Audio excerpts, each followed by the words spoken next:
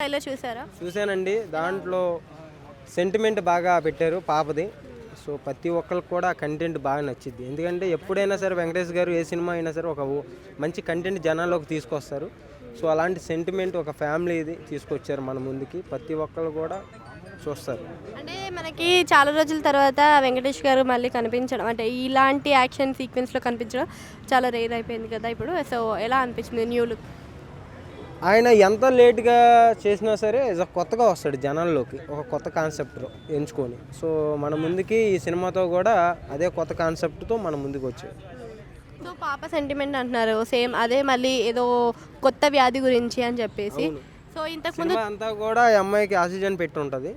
Role మొత్తం చాలా బాగా చేసింది పాప. ఇంతకుముందు కూడా మనకి తులసిలో కూడా వాళ్ళ బాబుకి వ్యాధి గురించి అని సేమ్ స్టోరీ ఉంది. సో అది కంపారిజన్ లేదండి, అసలు సంబంధం లేదు. ఆ స్టోరీ వేరు, ఈ స్టోరీ వేరు.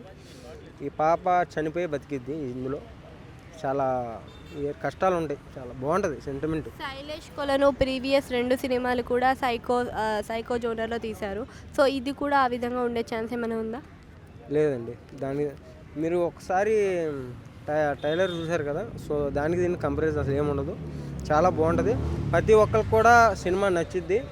వెంకటేష్ గారు ఏది తీసుకున్నా సరే 100% కరెక్ట్గా ఉంటుంది. అంటే ఇప్పుడు మనకి సంక్రాంతికి 5 సినిమాలు రేస్లో ఉన్నాయి. మరి ఏ సినిమా పోటాపోటీ పడుతుంది అనుకుంటున్నాను? సంక్రాంతికి రిలీజ్ అయ్యే 5 సినిమాల్లో ఏ సినిమా పోటీ రాదండి. వేరే వేరే కాన్సెప్ట్లు అన్నీ కూడా. ఎక్కువగా మెయిన్ కంటెంట్ వచ్చి గుంటూరు కారం, అదైతే ఐప్లోకి వెళ్ళిపోద్ది. మరి ఇప్పుడు హనుమాన్ కూడా పాన్ ఇండియన్ లెవెల్లో వెళ్ళింది కదా, మరి అది ఎంతవరకు రీచ్ అవుతుంది అందరికి? ఇండియా అంటే యాక్చువల్గా అది రిలీజ్ అవ్వాలి, ఆపారు. చూడాలి. అంటే ఇప్పుడు మరి బెస్ట్ మూవీ ఏమంటారు సంక్రాంతికి? మహేష్ బాబుదే.